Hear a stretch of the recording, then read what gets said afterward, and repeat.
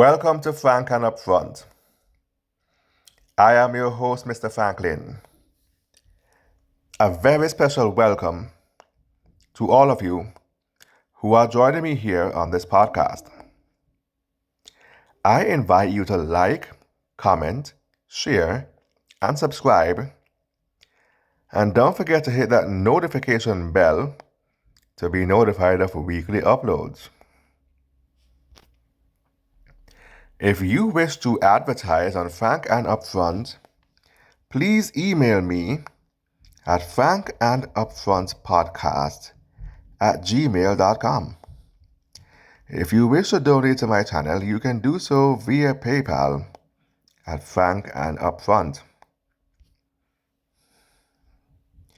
Frank and Upfront is moving to a new channel. It is the one with the gold microphone at the bottom of this picture. Effective November 1st, Frank and Upfront will be uploading exclusively to the new channel. That's 1 week from today, so this is actually the final podcast that will be uploaded to both channels. Please support the new channel today. Frank and Upfront is now on Medium. It is an online magazine founded by the creators of Twitter, where for a paid subscription, readers are allowed to read and be enlightened by articles from people just like you. You will then receive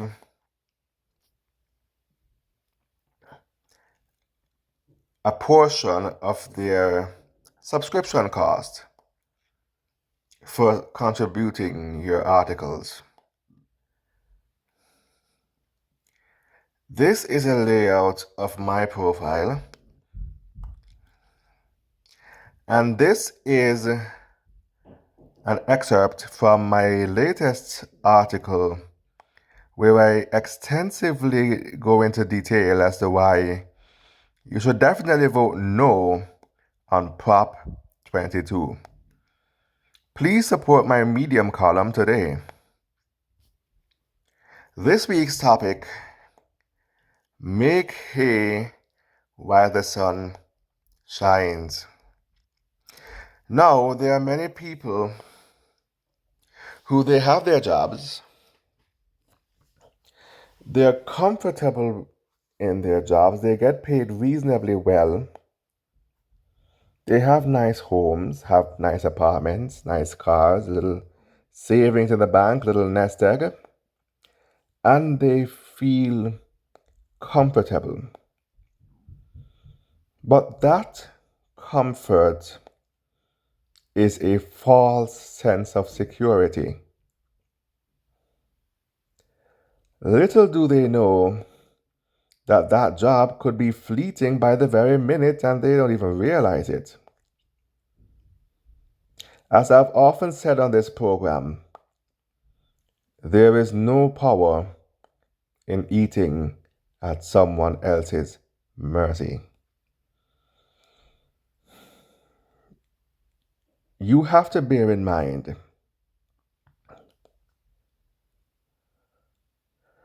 that is not your company. You don't own the company you work for. The proof of that should be, if nothing else, the time that they require you to show up for work. If it was your company, you could show up whatever time you want, right? It's your company. It doesn't matter what kind of supervisor or manager you think you are. You don't own that company. You show up on their time, not yours. If they want you to be there at 2 o'clock in the morning, you have to be there at 2 o'clock in the morning. Your children will not inherit that job. Therefore, it is not your company. You can easily get fired or laid off for any or no reason.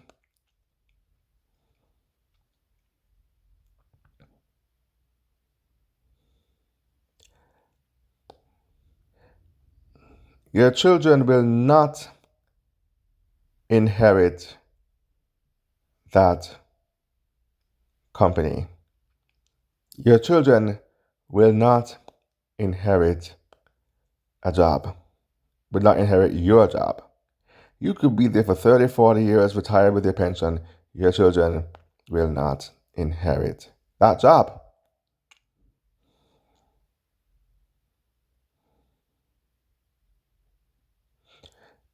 Therefore, I dare say it is dangerous to rely solely on a job for sustenance. The purpose of a job, the purpose of you having a job, is for you to save the capital you need to launch your own brand or product, while also learning and getting little cues here and there to inspire and plan and get ideas as to what to incorporate into your own business.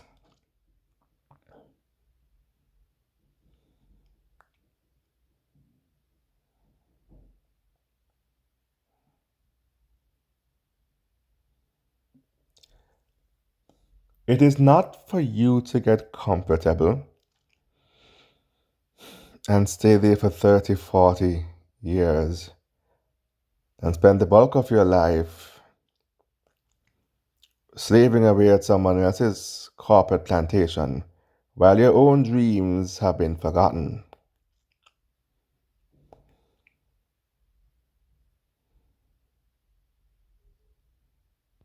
It is for you to jump in, do a quick thing real quick, make a money, get some ideas, be inspired, and move on. This is especially true if you are working at an entry level position within the company. If you're a receptionist, a concierge agent, if you are a janitor, if you're flipping burgers in McDonald's, if you anything that is low wage, semi skilled, or what some people might deem menial work, which I don't agree with. Work is work. But you get my point. Entry level positions, bank tellers, all of those things. If you, unless you're some higher up in the company, you're sitting on a board of directors or something like that, your best bet is to, instead of moving up within the corporation, your best bet is to start your own business, even as a sole proprietor. You can go into business and be self-employed by yourself and work from home on your laptop. You can be a sole proprietor. You don't have to have, people have this misconception. You have to, in order for you to have your own business, you gotta have a store, you gotta have employees, you gotta be a big business, an LLC. Not necessarily. All you probably need is a phone and a laptop and some Wi-Fi, and you could work from home running your own business, selling whatever it is that you're good at. Figure out your niche in life first. That could take a while.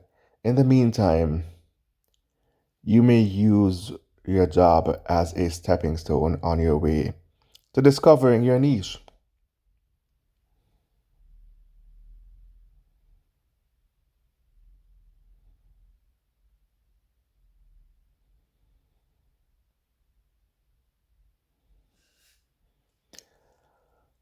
Um, and even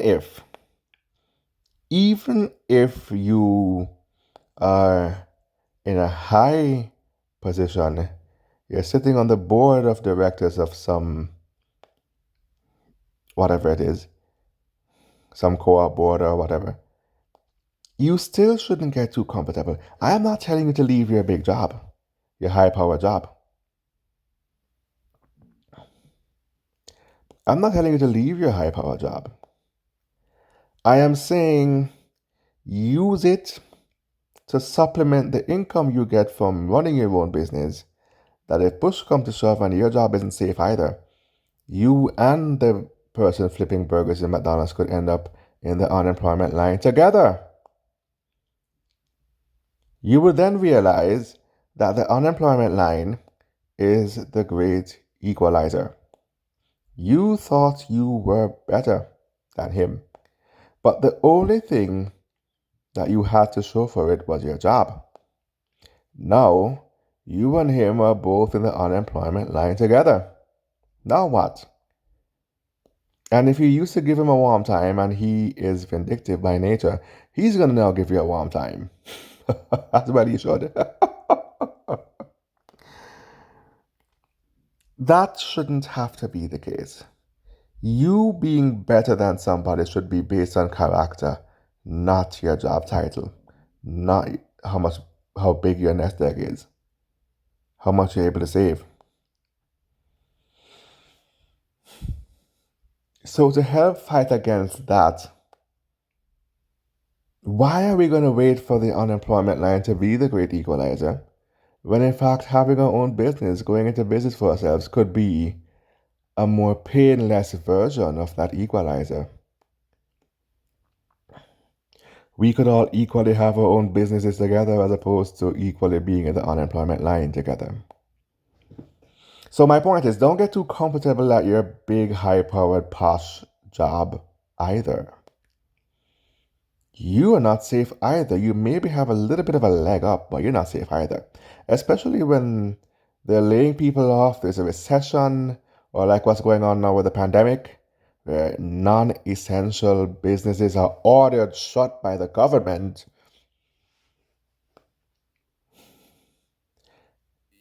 This has been a very humbling experience for many people. Many people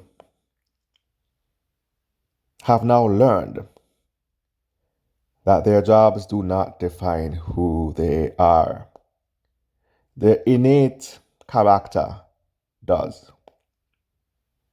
Don't wait for a pandemic or a recession or a war or a natural disaster or flooding or hurricane or earthquake or wildfires to show you that your innate character does not consist of your job title.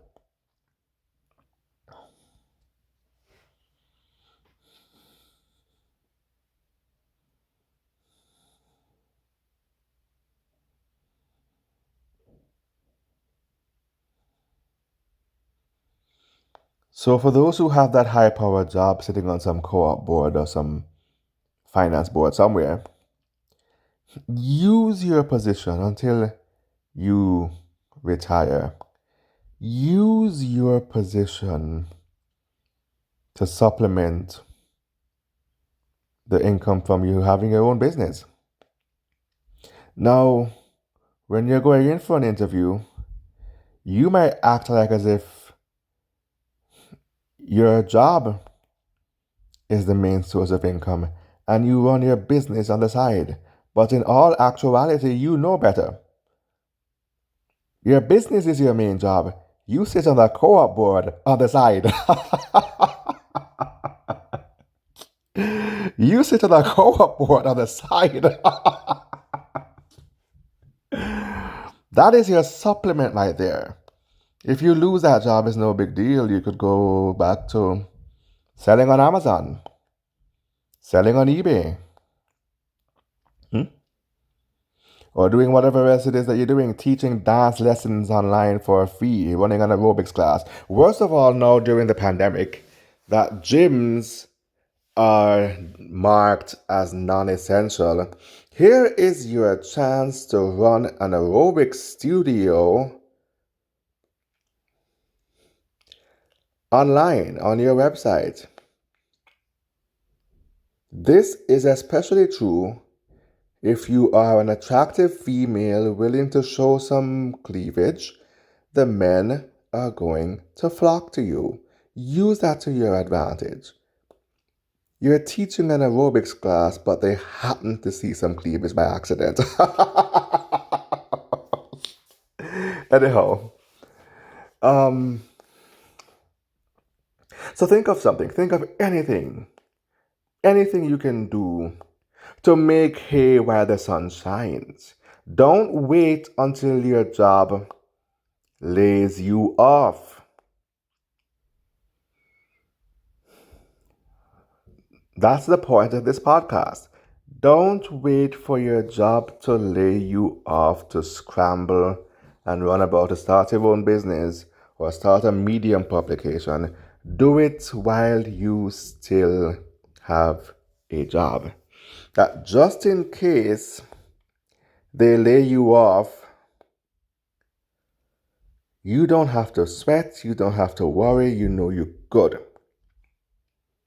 Don't get comfortable with any one job in particular. I don't care how high up you think you are,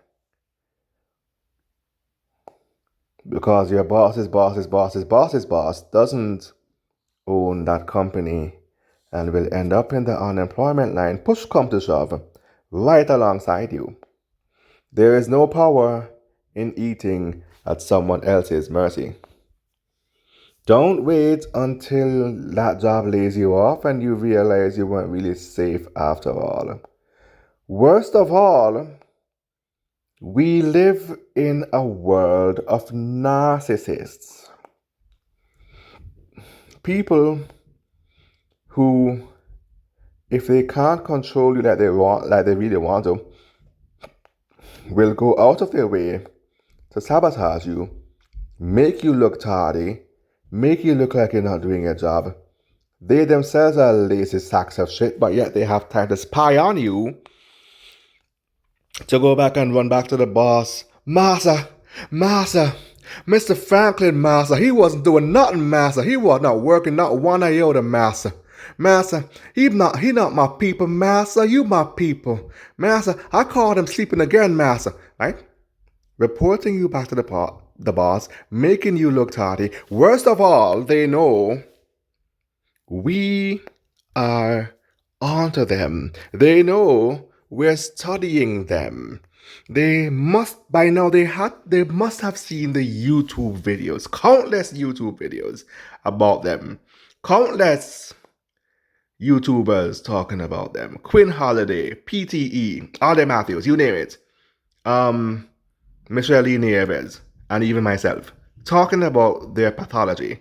They have to know by now. We have been talking about this kind of thing now for about 5 years or more.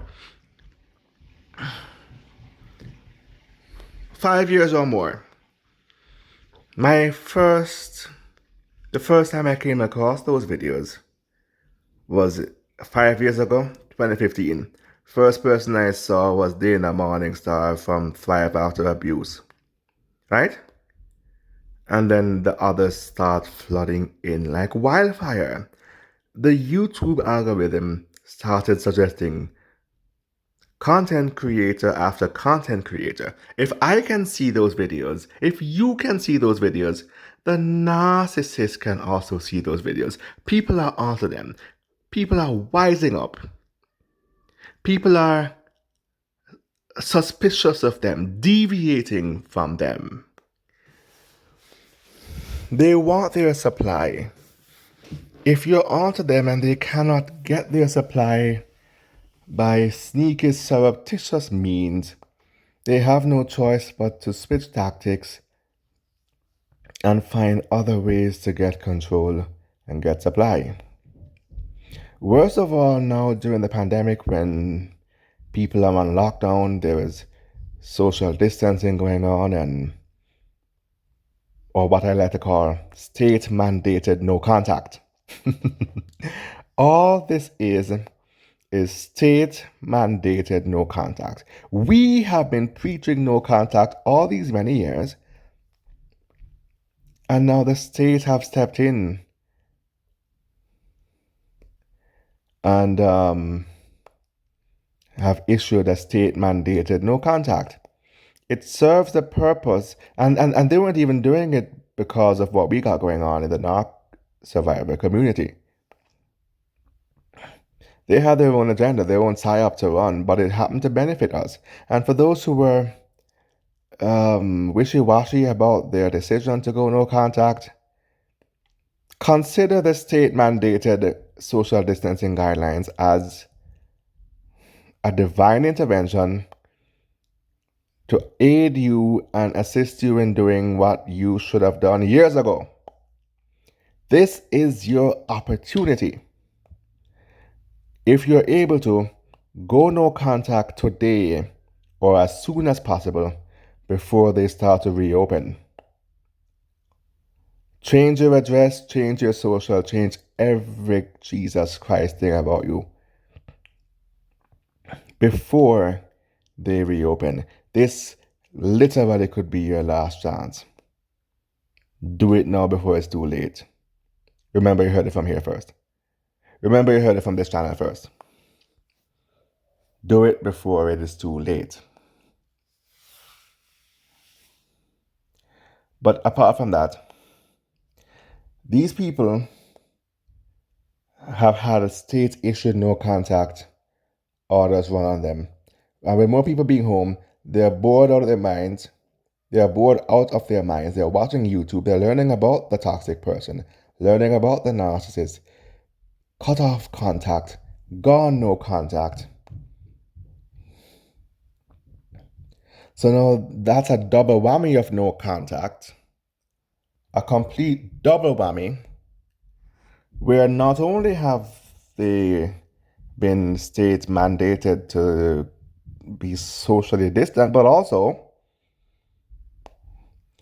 their target have also willfully established and maintained no contact. So now they're getting a double whammy of their own medicine. They're going crazy in there. They're out of their minds. They're dysfunctional. They can't function if they can't siphon off your energy. The only reason why they appear put together is because you were around. Now that you're gone, you took your energy with you, your precious energy that was meant for your sustenance and not theirs. The narcissist is in there going crazy without supply. So when he sees you at work, worst of all, he was jealous of you and didn't like you from day one. When he sees you at work, it is on, man. It's gonna be turned up tenfold. It is on, and prepare yourself for that. They're gonna switch tactics. They're not gonna try and hide no more. They're gonna be all up in your face now, and they're gonna use other tactics like scare tactics or relentless tactics, persistence. They're going to use fear and persistence and being all up in your face. Yeah, I'm a narcissist. So what? Yeah, I'm doing you dirty. So what? So what? Right? That is their mentality and their pathology. When you figure them out, they switch tactics. And now they're up in your face. Yeah, I don't got to hide no more. It's out in the open now. You know about it now. So what? And then they switch to the tactic of fear and persistence to keep you still in check. That's why the only response to them is to go no contact. You can't reason with somebody who switches tactics to get their way no matter what. Your best and only bet in dealing with them in a way that is beneficial to yourself is to go complete no contact. And seeing as how these jobs are riddled with them, they are in every job, every corporate structure in America. You can't get rid of them. Your best bet to make money without dealing with a narcissist is to go no contact from corporate America in general and become a sole proprietor. In that way, you get to do your thing, you get to discover your niche, you get really good at it, you make money online working from home in your living room, and you don't have to deal with toxic, dysfunctional, narcissistic people.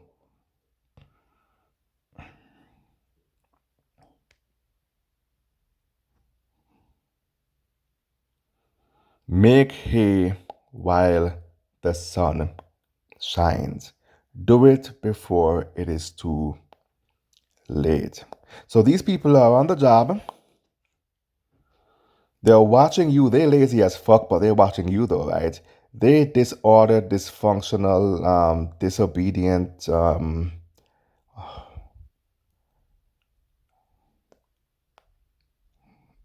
of that.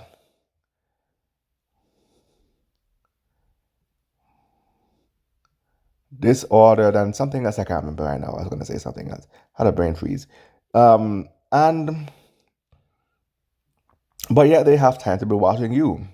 You who are going there diligently and doing your job properly and everybody's pleased with you. The next thing you know, there's confusion.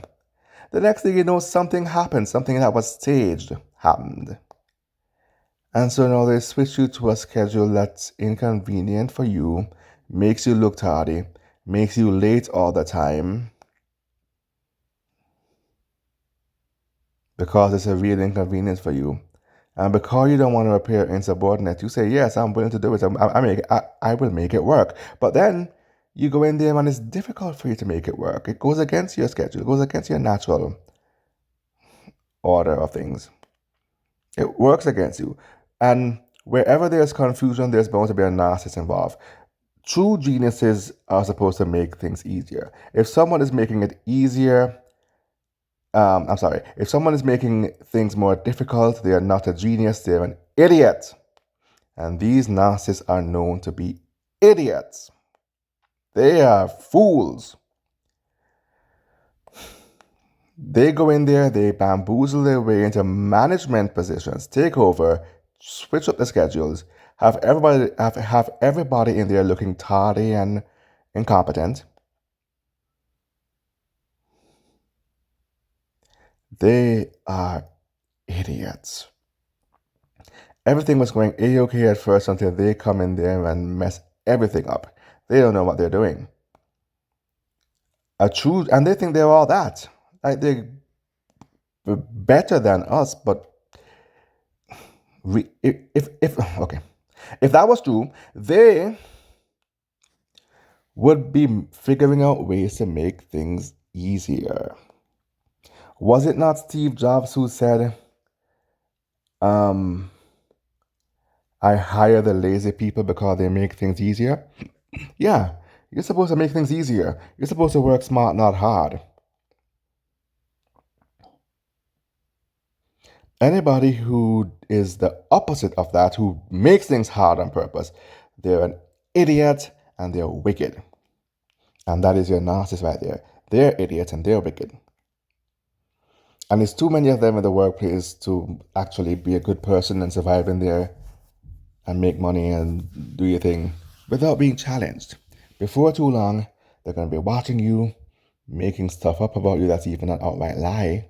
They might stretch the truth, or they might make it an outright lie and tell lies about you. Or they might set you up to make the lies actually true. They might change your schedule, make you look tardy, put you on the graveyard shift, knowing fully well you're not a nocturnal creature. And of course, because you are a day being and not nocturnal, you get there at 10:30. By 11:30 you're asleep at your desk, and they're watching you, and they're going to write you up for it to make you look really tardy. Anything to put you against your natural elements or your circadian, and you haven't done anything wrong. They want you out of there, and they'll do whatever it takes to sabotage you, put you against your natural circadian rhythm, have you working against your circadian. Therefore, at night, if you really are a day being,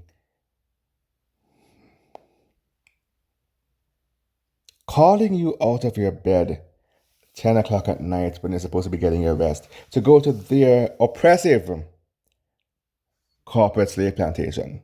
It's wickedness. And because it's not your company, you kind of don't really have a say so. You have to kind of go along with it.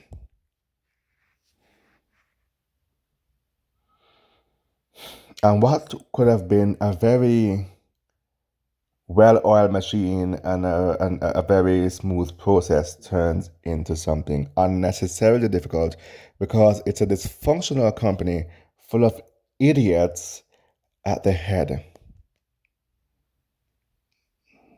And they weasel and bamboozle their way into positions of authority that they don't deserve, that they're not qualified for, that you may be more qualified than them. And they get chosen for those jobs for whatever reason, whatever they got going on with them, and they're idiots.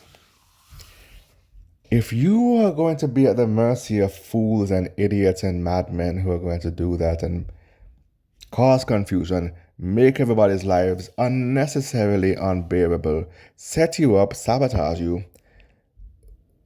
patrol the area and catch you looking tardy on your job, being late, falling asleep on the graveyard shift and all those things.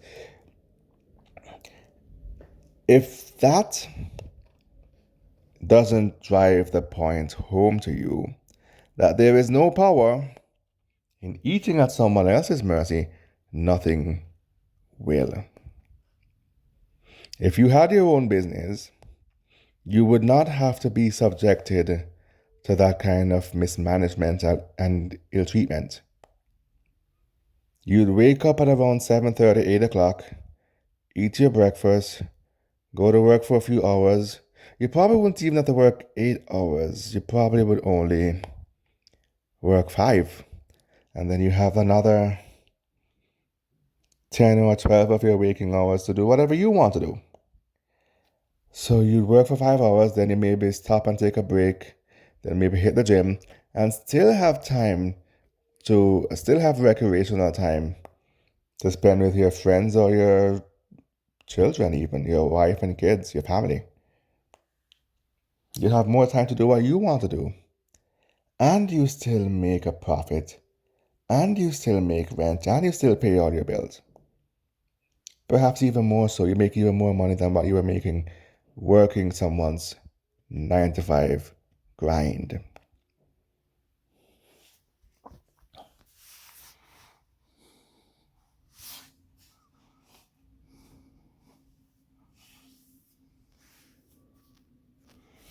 As a matter of fact,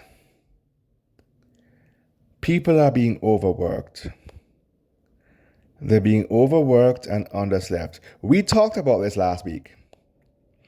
Last week's podcast was titled, what was it?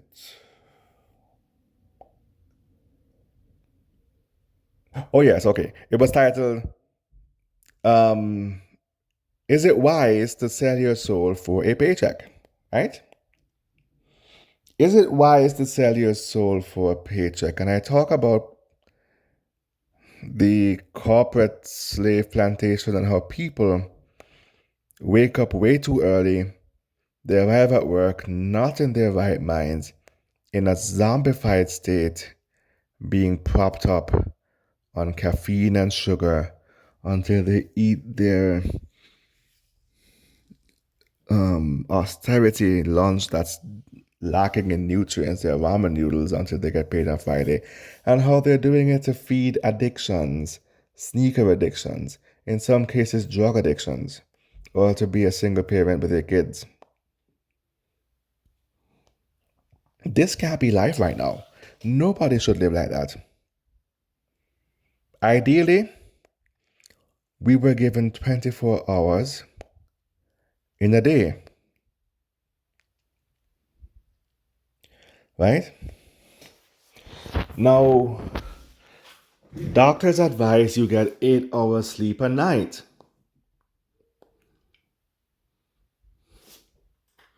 Okay. 24 hours in a day. 8 minus 8 leaves 16.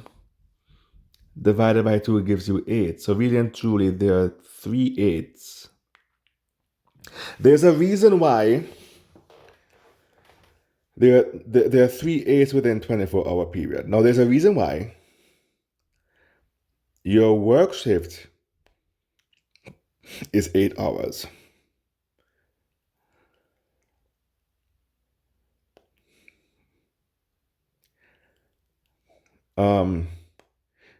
You're advised to sleep for 8 hours and your work shift is 8 hours.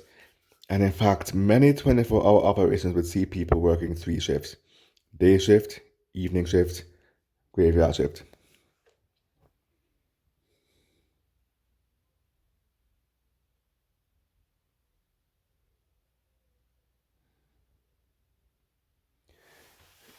But the same way that many 24-hour operations like airline companies and airports and so forth and hospitals have 3 shifts, 3 8-hour shifts in the 24-hour period, so should you have 3 functions in your private life as well. 3 shifts as it relates to functionality. So this is an arbitrary example. It's not really like, clear. It's not really, it doesn't really reflect reality, but you will get the idea.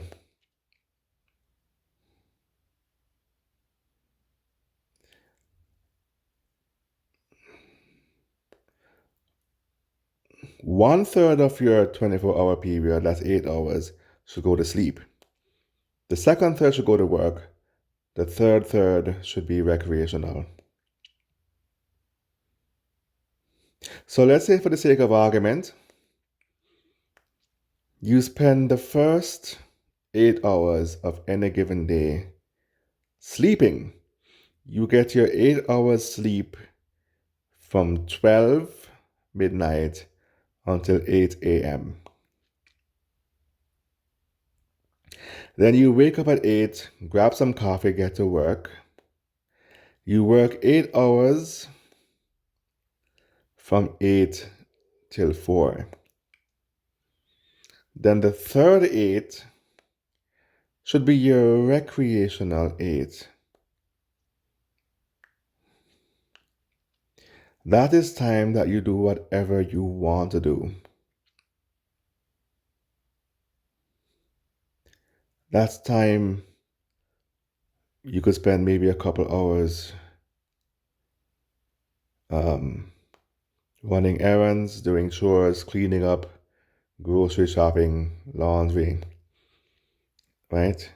Even though you wouldn't do those things 7 days a week, you do them maybe once a week. You have a designated off day where you do all those things. Okay, fine, fair enough. So I guess you would do all those things on your designated off day. Let's say, for example, a Sunday. So Monday through Saturday now, your recreational time would be spent. You have 8 hours to do whatever you want. Chat with relatives and friends and acquaintances and work on your other goals. If you want to write and run a podcast, that would be your time to do that. Work on your goals, work on your niche, right? Now, it's not that clear cut in reality, because in reality,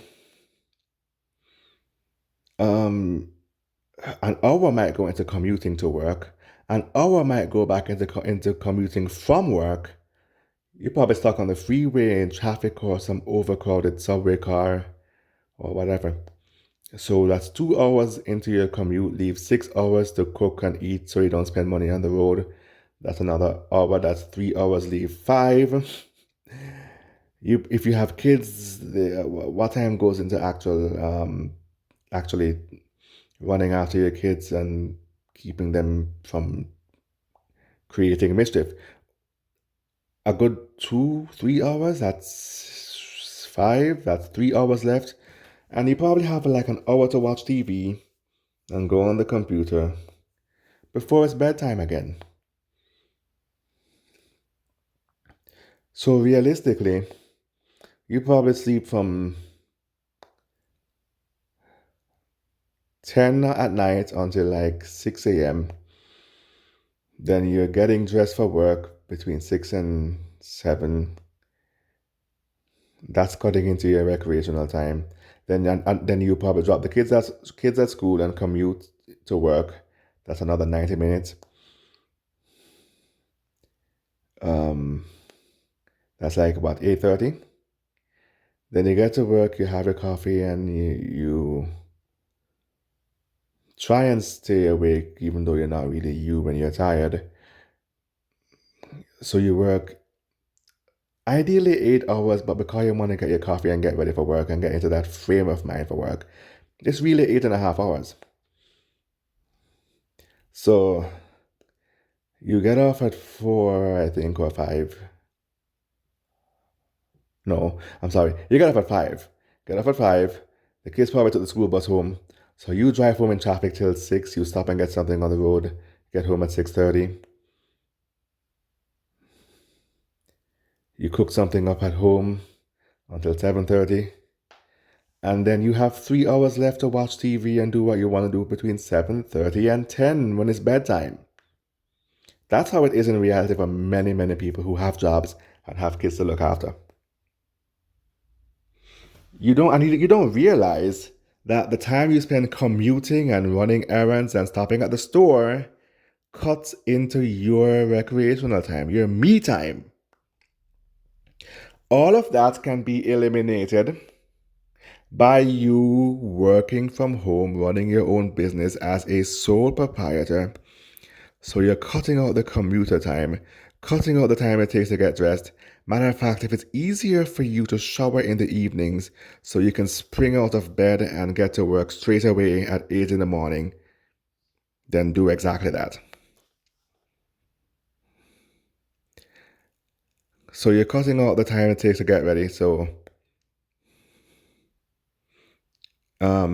that would cut even more into,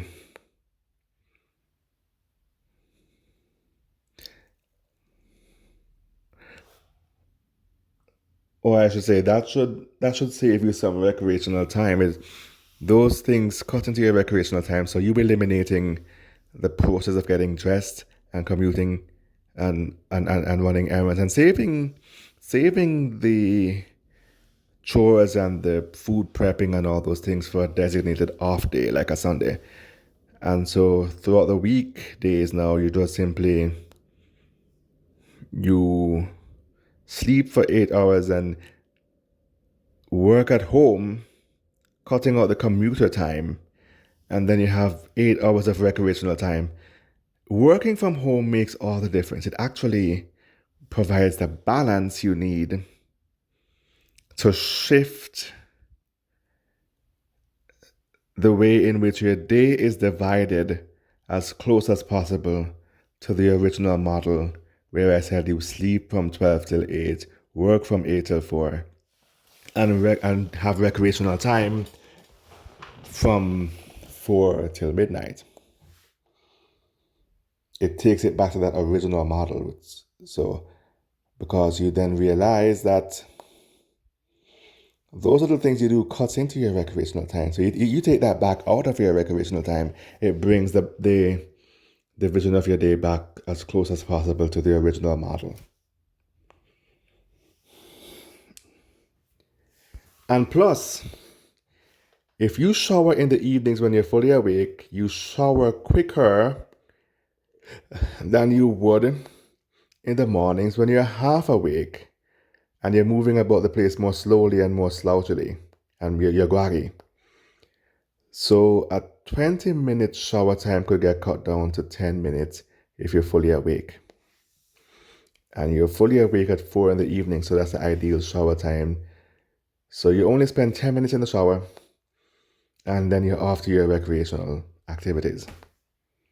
It saves time. Trust me, it really, really, really saves time. And you have more recreational time. But here is what I haven't mentioned yet. If you really are working from home, running your own business as a sole proprietor, 8 work hours gets cut down to 5. So then you have 3 extra hours. You can choose to get an extra hour sleep and 2 extra recreational hours. How about that? How about that? Ain't that something though? You get an extra, it is either you get 3 extra recreational hours or you get 2 extra recreational hours and 1 extra sleeping hour. You decide how to divide up your day into the 3/3 of work, play, and sleep.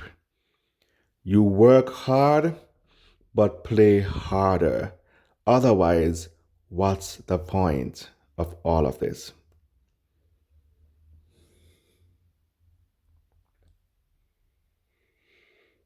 And if you don't have to shower and commute to a job and get dressed and commute to a job, and you're at home where you're making breakfast, and the breakfast is more nutritious than coffee and bagels and donuts and cream cheese, and you're telling yourself that you're good and you're really not. Getting up, buying your favorite grocery items, getting up, making a breakfast of your choosing, something that you like. If you like the continental breakfast, then I guess you'd have eggs and pancakes and McMuffins and all those things. If you're more like me and you like that Yardy breakfast, it's ackee and saltfish and bread and fried breadfruit, and or Escovitch fish and fried breadfruit, or brown stew beef with like carrots, broccoli, and sweet potatoes and whatever, right? Um, you're more fulfilled, you're healthier, you're more well slept, you were not disturbed by an alarm clock, therefore you were allowed to fully sleep out your sleep cycle, and your REM phase was not interrupted by some pesky alarm clock, therefore you have more energy, you're eating more uh, nutritious meal, breakfast meals. You don't have to wait till 12 to eat. You can eat whenever you're hungry.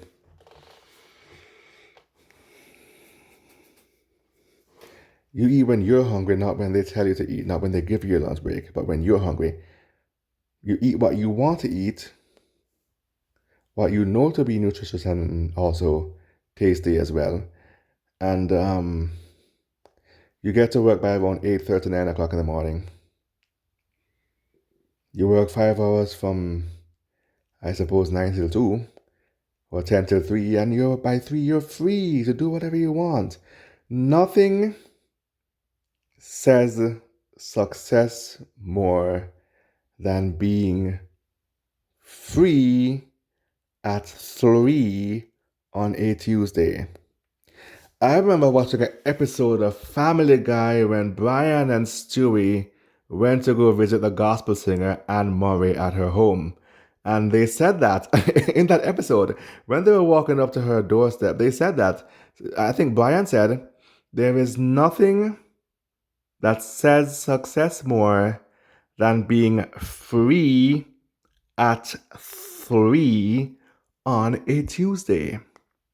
So you put 5 hours into your business from 10 to 3, and then at 3 you're free on a weekday? Man, nothing says success more, man. Go for it, you know? And you're in good health, your skin is glowing, your hair is shiny, you're young for your age despite all the bullshit you went through in life. They couldn't break you. You're still here. You're still healthy. And when you wake up with full energy. You're not half awake. You're not groggy. You're not miserable. You're not cursing under your breath. You're not in some zombified state needing to be propped up on sugar and caffeine, aka drugs. aka drugs, right? You're not doing any of that. You are free, and you're successful, and you're young, and you're enjoying your life. And all the people at your job who tried to oppress you and they thought that they got you fired and they thought they won, they haven't won. They're still there and you're not. You think they won? They haven't won. You won. You got away. You escaped the plantation. You are free to do what you want. You made it out of there and you think they won. Don't let them bamboozle you. You won. You are the victim in all this. Give God thanks.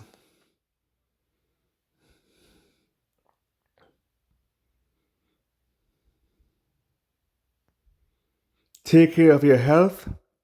Exercise. Eat right. Drink plenty of water. Surround yourself with positive, healthy, wonderful, beautiful people who wish good for you as much as how they wish good for themselves as well.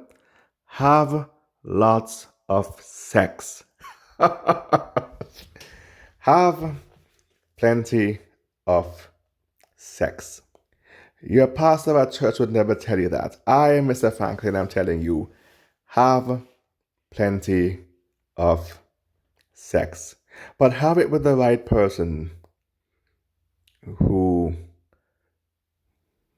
cares about your needs and feel the same as you do. People who actually care.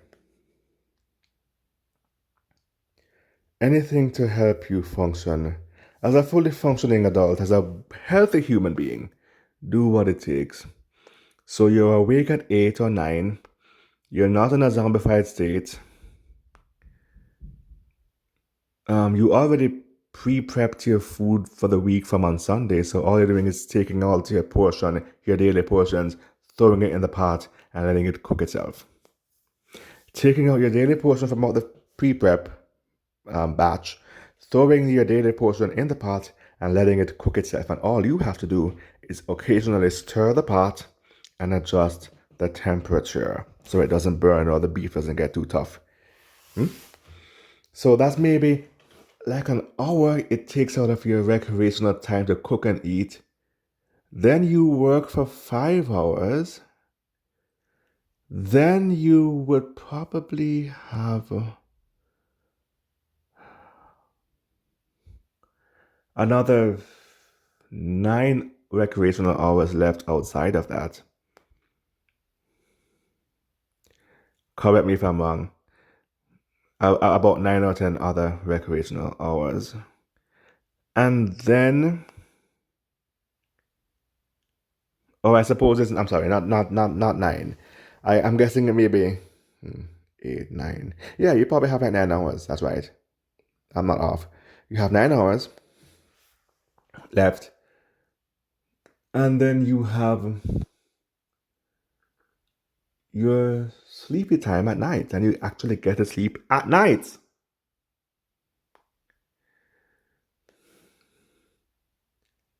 And the cycle repeats itself, and whenever you want, you could take time off and travel and go on vacation and play your favorite sports, and go kayaking and horseback riding in some tropical destination away from the snow and the sleet and all the nastiness that's coming up now in November, December, and all those months.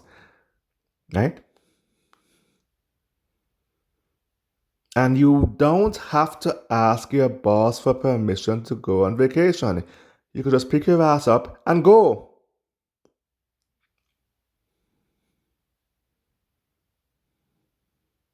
That's the best part about going on vacation. Not having to ask permission from your boss.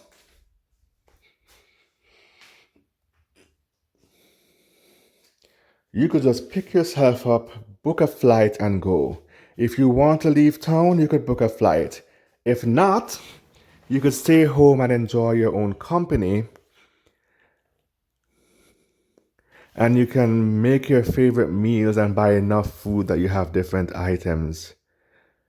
You have enough food to make, enough groceries to make different meals on different days. So you don't have to repeat the same meal during that week when you are home. Right? You can make different meals on different days without having to repeat.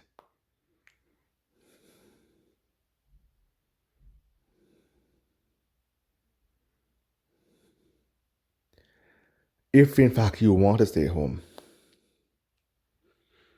you could pull out that tablet and catch up on your favorite Netflix shows and just really enjoy being at home, not doing anything, and pamper yourself and be your own best company.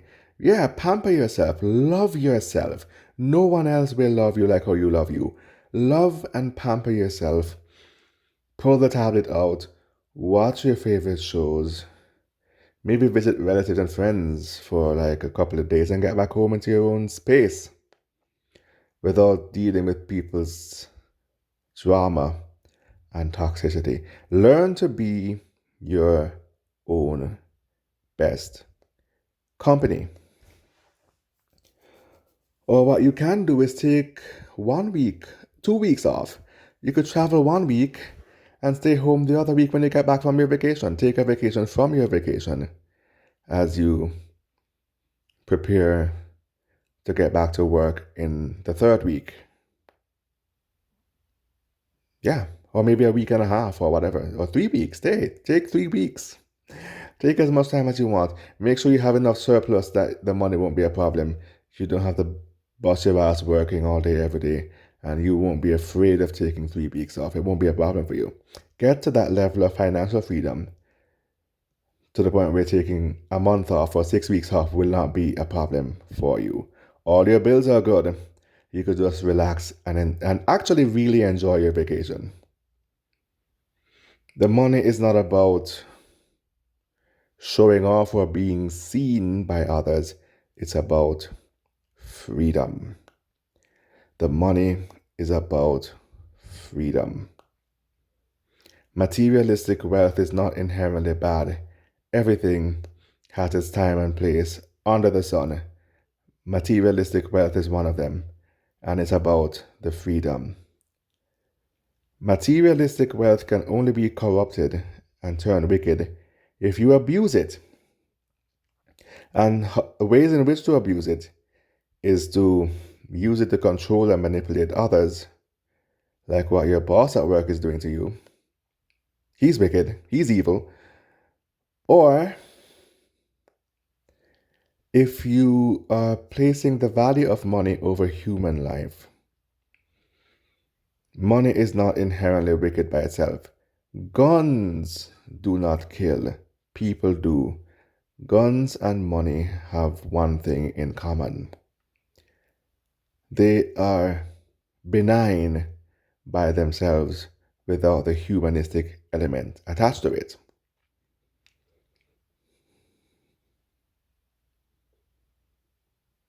Money is not evil. The love of money is evil. I like money. I don't love money. Everything has its time and place. Money should not be a distraction. Money should not be a distraction from your spirituality and from your love for humanity. The money is about freedom.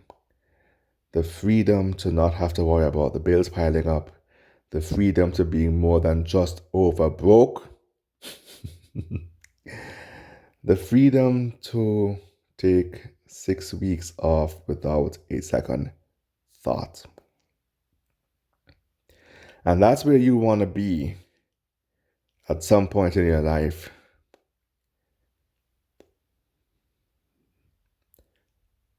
Before you can know for a fact that you are successful. Once the life described to you is your reality, that is when you know that you're successful. When bills are not a problem and the money is about the freedom, not the showing off.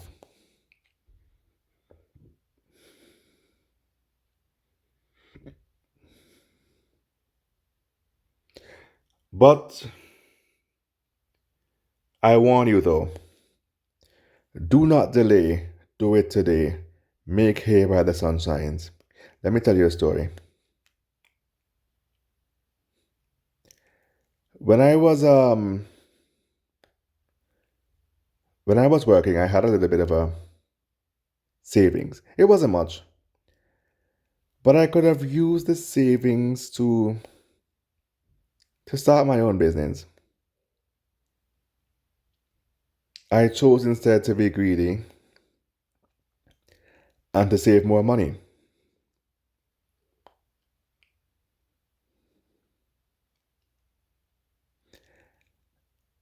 Then I got laid off from my job, and I instead chose to use, I instead chose to go into a faulty investment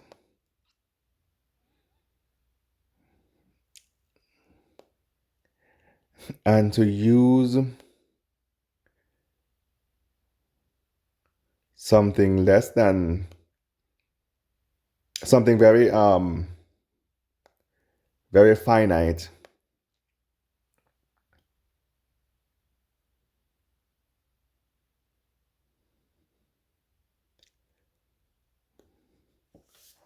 to carry out a business venture that was not very sustainable.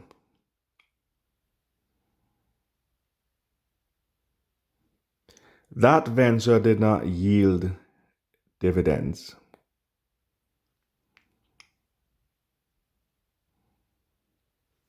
And so after a while, the savings I went in there with diminished. I could have had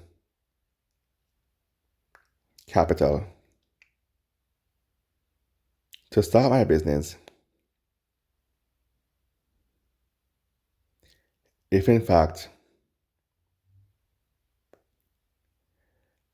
I could see into the future,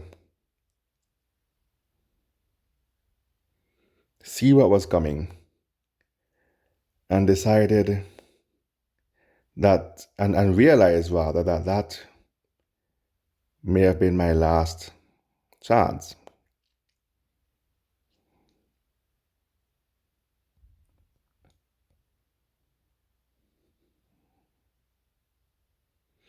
When the opportunity had presented itself for me to start my business, and the faulty business venture had run its full course, I did not have the capital to carry out my heart's desire, to invest in stocks and inventory for my business. So I had to wait until I got another job to save the capital. And that experience taught me two things. That A,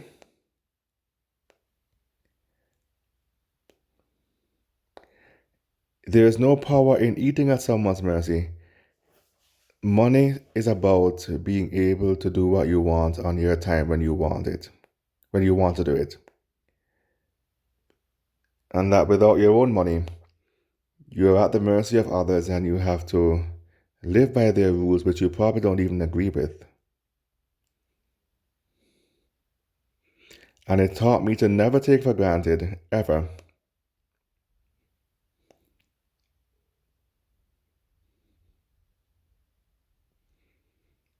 the freedom that comes with having your own money and being able to do what you want when you want without following anybody's rules and without waiting until they are ready to bless you. Because that other job, the one for which I saved the capital, that didn't come for a while, so I had to wait. There's no power in waiting. There's no power in eating at someone's mercy. That is someone trying to dominate you. You are being dominated. And then number two, I learned the very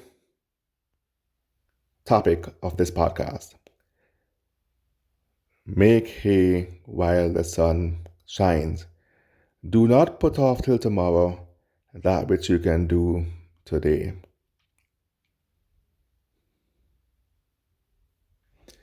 That may have been my last chance. That other job may have never been forthcoming.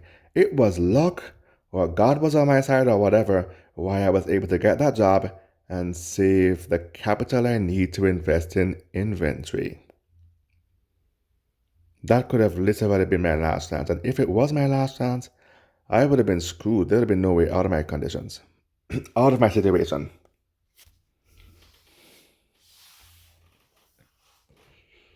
Lucky for me, I got that other job and I was able to make bank and save the capital that I need.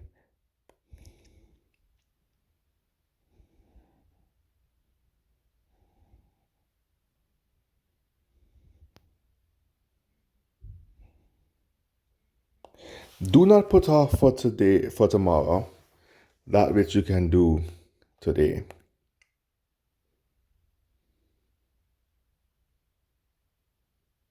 Procrastination has its benefits. It allows you to think and strategize and make more informed decisions. But at the same time, it has its weaknesses, it has its cons. You don't know what the future holds. You might be in a position looking back 1 year from now, wishing that things were still this good. It is not as bad as it is now. There are things you can still do. And if you have the opportunity in the present and you have the money, don't be like me being greedy, relying on a job at just over broke to save more money. And then when you lose a job, you go into a bad investment and actually diminish a very finite resource that is essential to you. Don't do that.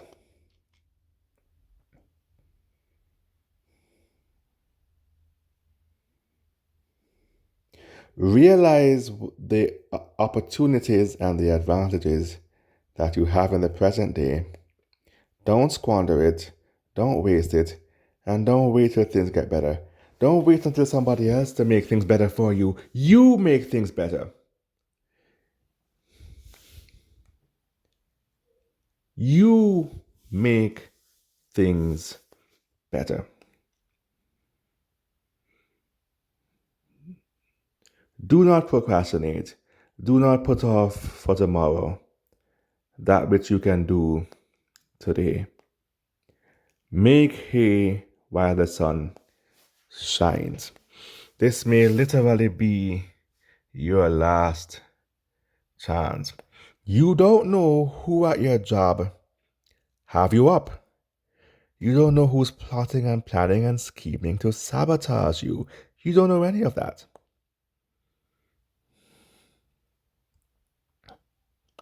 You don't know who have it in for you. You don't know who secretly envies and hates you for whatever reason, or sometimes even no reason.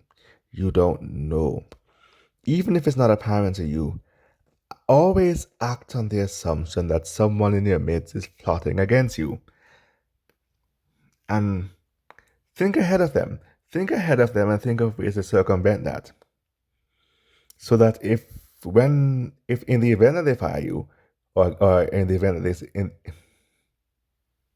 in the event that they set you up to be fired, when they do, and they think they have won, and they think that you're probably living under a bridge by now, you are smiling in your mind because you know that you had a contingency effort. Always have a second hustle. Never rely solely on one hustle. If you get nothing else from this podcast, take it from somebody who's been there. Always have a second hustle. Do not put all of your eggs in one basket. When one fails, you have a contingency. You fall back on the contingency. Lean on it temporarily while you think about your next move. But don't delay until tomorrow. Act today while you're still able, while you still have what little money you do have left. If your laptop is old, get a new one. You have $300 to spare, you can get an HP laptop in Walmart for $200. Get one while you still have the fucking money. You have a business idea? Don't wait till tomorrow. Start it today. If you have $1,000, you can buy inventory for things you want to sell on Amazon. You can go on Alibaba and buy electronics from China and shoes and all those things and sell them on Amazon. If you have $1,000, you can do that today and flip the money and make gainful dividends on the capital. You can do it with $1,000. You can do it today if you have the $1,000. Don't wait until you don't have the $1,000, then looking back in hindsight, wishing you did make that move when you had the money. If you gain nothing else from this podcast, gain this much from it.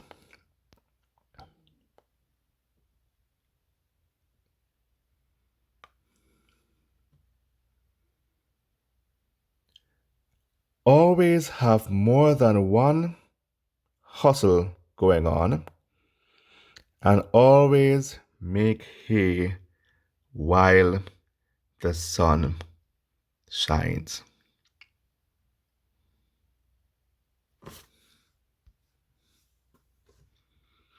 Next week's topic: does size matter? I hope you'll join me then. I am Mr. Franklin. This has been Frank and Upfront.